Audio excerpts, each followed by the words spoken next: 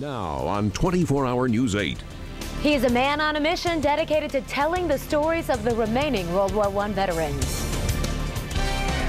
Live from West Michigan's news leader, this is 24-Hour News 8. With their numbers down to the single digits, a West Michigan photographer is on a mission to capture the images of America's living World War I veterans. Now his project is getting a national audience. 24-Hour News 8's Dan Bewley is here with the story of a man focused on our oldest veterans. Dan.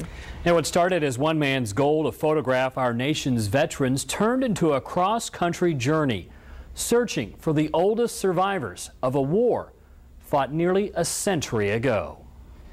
Images of a life long lived. Images of those who served their country, sometimes two.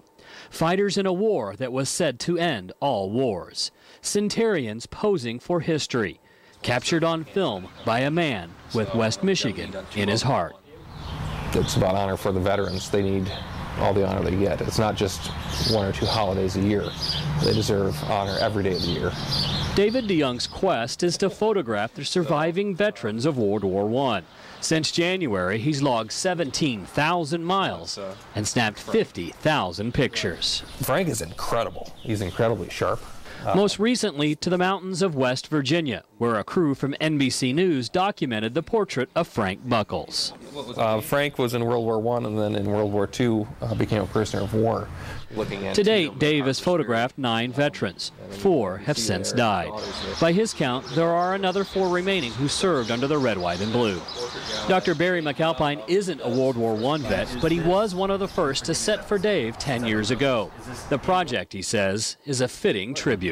People go to their grave having defended this country with all kinds of stories to tell, and no one cares.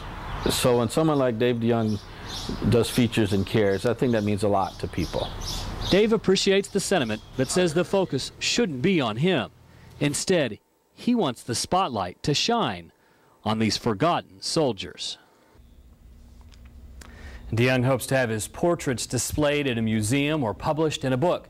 And you can watch his story tomorrow night on NBC Nightly News with Brian Williams at 6:30. Rachel?